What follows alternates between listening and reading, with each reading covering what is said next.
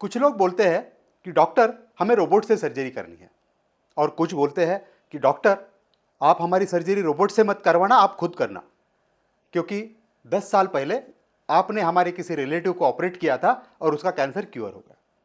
काफ़ी लोगों के मन में ये कन्फ्यूजन है, सर्जरी रोबोट से करनी है या सर्जन से। एक्चुअली सर्जरी रोबोट करता ही नहीं है, सर्जन सर्जन ही सर्जरी करता है, रोबोट सर्जरी करने में सहायता करता है।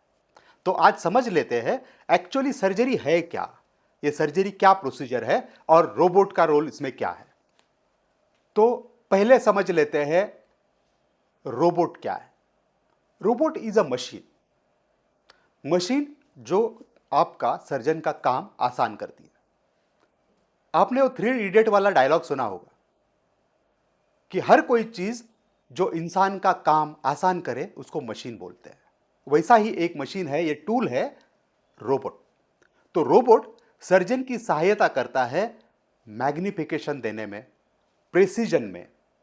आप जो काम कर रहे हैं उसमें प्रेसिजन लाने में, कहीं पे मेजरमेंट रहता है, कहीं एंगल्स रहते हैं, वो अच्छी तरह से मेजर करने में, कहीं नैरो एरिया है, वो नैरो एरिया में जाके ऑपरेशन करने में रोबोट आपकी सहायता करता है, ताकि आप वो छोटे छोटे स्ट्रक्चर को बचा सके और वो सर्जरी की मॉर्बिडिटी यानी कि साइड इफेक्ट कम कर सके। तो सर्जन रोबोट की सहायता लेके ये सब चीजें अच्छी प्रिसीजन के साथ करता है। तो समझ लेते हैं कि सर्जरी क्या है। सर्जरी एक कला है, surgery is an art. Surgery एक कला है जिसमें सर्जन के जो स्किल्स है उस पर निर्भर होता है कि सर्जरी कैसी होगी। कई लोगों के लिए सर्जरी स्पोर्ट है, किसी के लिए सर्जरी एक एडवेंचर है, किसी के लिए सर्जरी एक जरिया है रोजी रोटी कमाने का, और किसी के लिए एक दरिया है जहां पे पेशेंट की डेथ भी हो सकती है। किसी के लिए एक सर्जरी एक बड़ा यज्ञ है जिसमें कई लोगों को नई जान मिलती है। तो surgery is very complex procedure, surgery is deeply emotional procedure, और रोबोट में इमोशंस नहीं होते, इसीलिए रोबोट सर्जरी खुद नहीं कर सकता। तो सर्जरी एक इमोशनल इवेंट है। सर्जरी पेशेंट के शरीर पे चालू नहीं होती, सर्जरी चालू होती है सबसे पहले सर्जन के दिमाग में। सर्जन के दिमाग में उसका प्लानिंग पहले होता है। सर्जन डिसाइड करता है कि मुझे ये सर्जरी में क्या करना है, क्या कट करना है, क्या रखना है, ये सब प्लानिंग करके सर्जरी चालू होती है। सर्जरी के दौरान बहुत सारे इमोशनल डिसीजंस, टेक्निकल डिसीजंस भी लेने पड़ते हैं कि मुझे क्या कट करना है, कौन से पार्ट रखने हैं, कौन सा पार्ट कट करूंगा तो क्या उसके साइड इफेक्ट होंगे, कौन सा पार्ट कट करूं तो कौन से जो कार्य है वो पेशेंट नहीं कर पाएगा, क्योंकि शरीर के हर हिस्से का कोई कार्य है।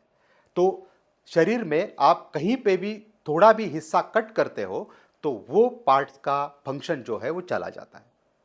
आप पैर की कोई नस कट करोगे, पेशेंट लंगड़ा हो जाएगा। ब्रेन की कोई नस कट करोगे, पैरालिसिस हो जाएगा। या फिर हाथ की कोई नस कट करोगे तो हाथ चलना बंद कर गया, तो पेशेंट काम नहीं कर पाएगा।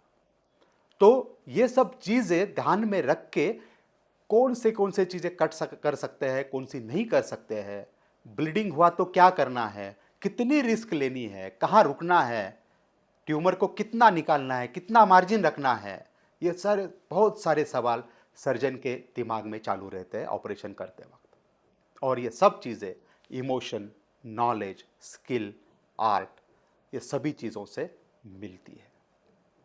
ये सभी चीज़ों का मिलाप है सर्जरी।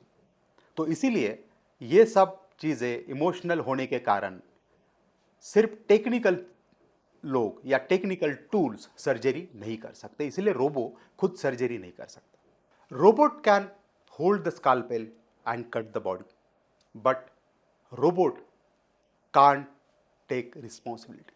रिस्पॉन्सिबिलिटी लेने के लिए, जिम्मेदारी लेने के लिए इंसान की जरूरत होती है, सर्जन की जरूरत होती है। तो याद रखिए, surgery is an deeply emotional act and combination of art, skills, technology, tools, and human emotions, and most importantly, judgments. So, judgment is very important in the surgery and which shapes the outcome of surgery. So, let's respect the surgeons and surgery.